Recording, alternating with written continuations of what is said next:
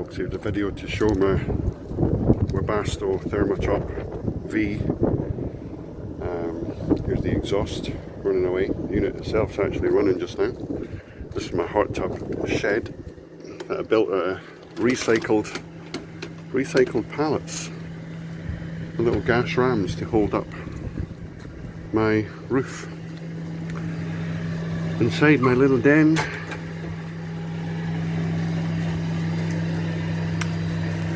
and here we have the webasto thermotop V hooked up into my egg, just as in the previous video that I had done. And I'm going to switch on some light here just now, so hold on. There we go, with a little bit of light, help things a little bit. So thermotop V running just now. Inside the egg here, obviously I'd modified it in the previous video using the thermo controller here, which has the Wbus circuit on the back. So this is switching on and off the Wbus circuit whenever the unit decides with the settings that I have it set at the moment.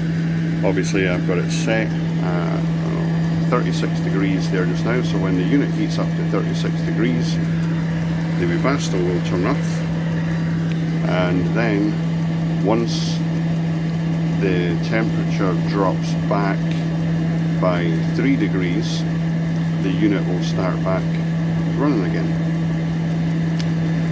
Great little controller, £7 off eBay.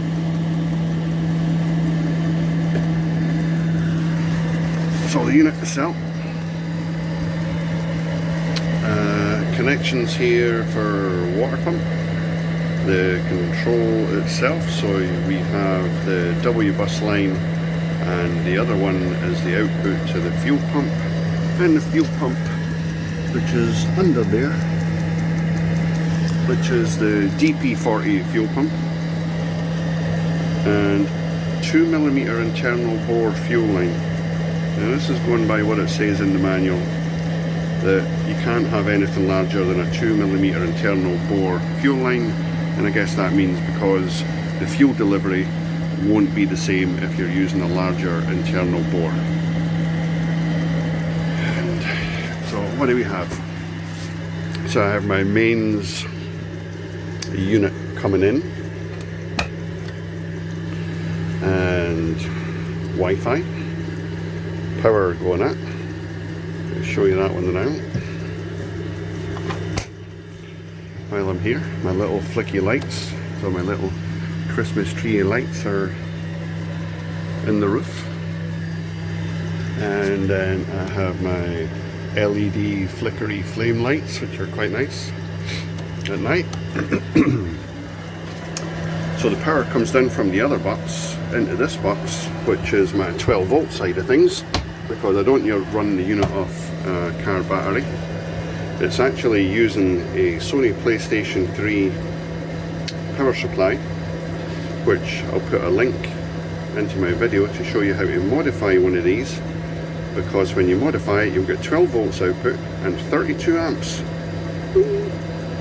And this here is just my Wbus line, obviously fuse box, Wbus, and you can see I've got my diagnostic connector in there as well, just so I can hook it up to my laptop and see what it's doing. The white wire, see, which is coming out from the back of the controller, is supplying 12 volts up to this, and then on the third wire it is returning back with the Wbus out then to the webasto.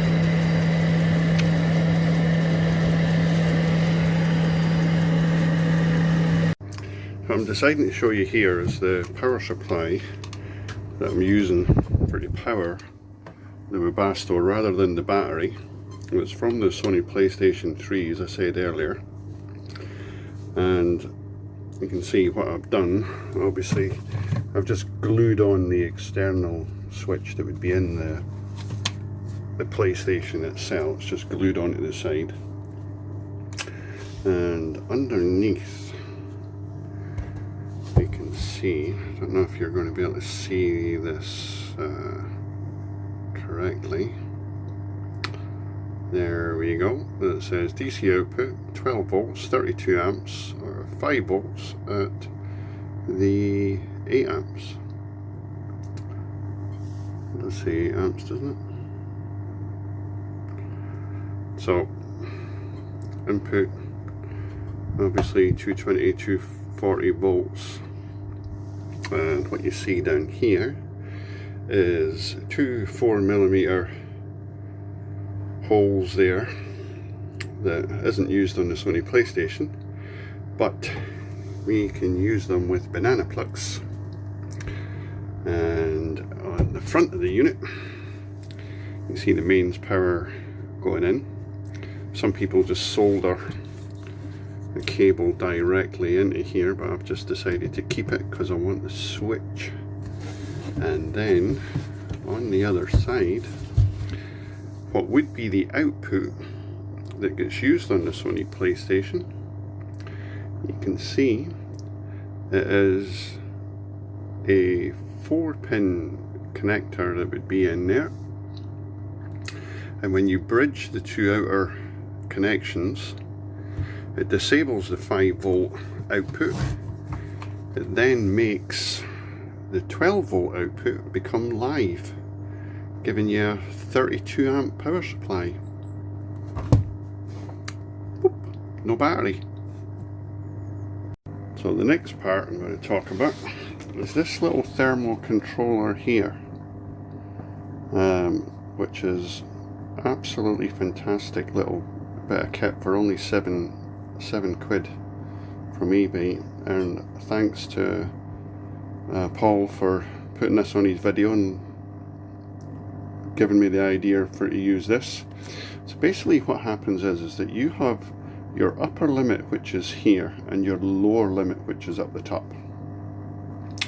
So it's telling you the current temperature up the top just now, and my limit there I've got set at 36. Not that I use the spa at 36, it's just where I've got it set just now.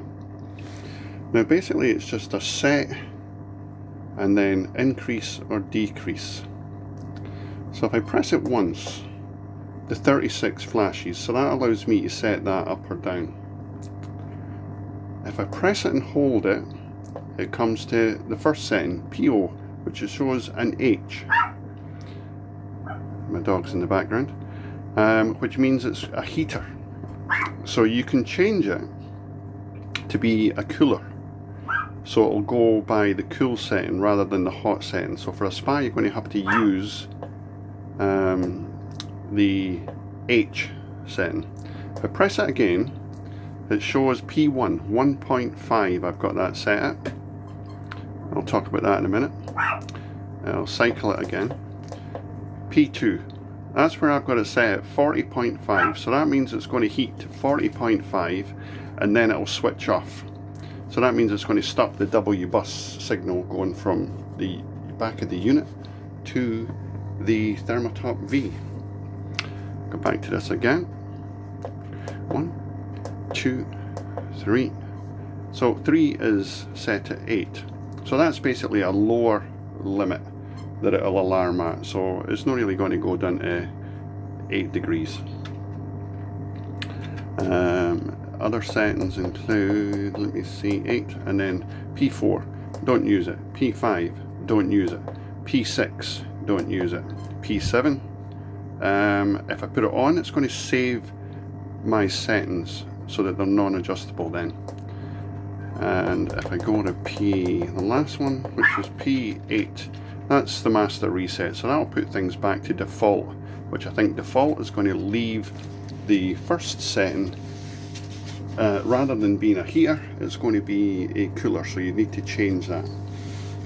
So that's kind of the description on this. I did manage to find the instructions that I could download, so I'll have them available in case anybody wants them, because it doesn't really come with any great instructions, these little things, and I'm sure Paul would agree with me. Now, the one thing with the Thermotop V, it has got an inbuilt timer. which means it's only going to run for 1 hour before it switches off. Essentially, that's not a problem if I'm only looking to be increasing, we'll say, 5 degrees. If I change my 36, because I'm going to come out to the spa tonight and I'm going to put it to 40 or 41, depending on how cold it is outside, it's going to heat up that 5 degrees to 6 degrees almost in that 1 hour period, which is great compared to the ceramic heaters that are inside these, because it would, in 1 hour, it would only increase 1 degree. These little units, excellent. It's going to increase it. I've not exactly done a total study on it, but it's going to easily do, we'll say, 4 or 5 degrees maybe in the 1 hour period. The pump itself, I've got it running with the pump because I like to be filtering and circulating my chlorine as well when it's in there, and keep things filtered and nice and clean.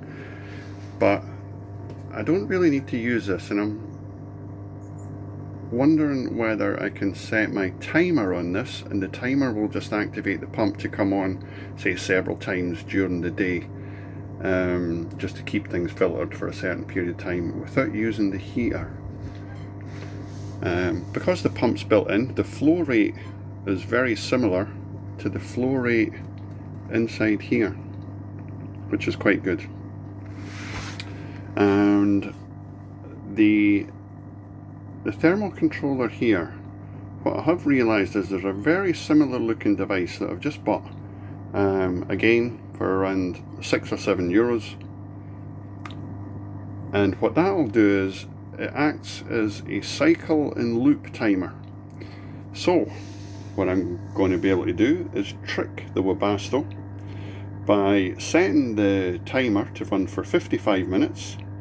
It'll then switch off for your predetermined period that you want to set. I'm going to set it for, we'll say, 4 minutes. 4 minutes is going to give the unit time to go through its cool down phase and discharge cycle and everything it does prior to it shutting down. Then the timer will go back onto a loop, and it will restart the signal by resupplying the Wbus back to the unit, which will start the unit again. That will come in very handy for when the spa, for example, is being off, or you've refilled it, or you're cooling it from, we'll say, 15 degrees and you want to take it up to 35 or 40, or whatever you want to set. It's going to have to run for longer than 1 hour. So this is going to be able to run for 55 minutes, switch off for the 3 or 4 minutes, and then it will switch back on again, and it will continually cycle like that until it's getting up to the temperatures that's set here before it kicks off. Now what happens is, you don't set your lower limit on this, you only set the upper limit. So it's at 36 at the moment, and then if I look at the lower limit, which is on P1, it says 1.5. so that means it's differential. So when you take away 1.5 from the 36, the unit will kick back on again. So when it goes to 34.5, that's when my unit will start back up. And I think I can demonstrate this by increasing my 36 to, say, for example, 37, and then that should give an increase in the difference. So set,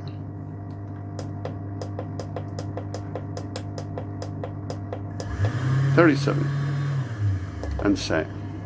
Now what happens, you'll have heard, the Webasto has now received its Wbus signal.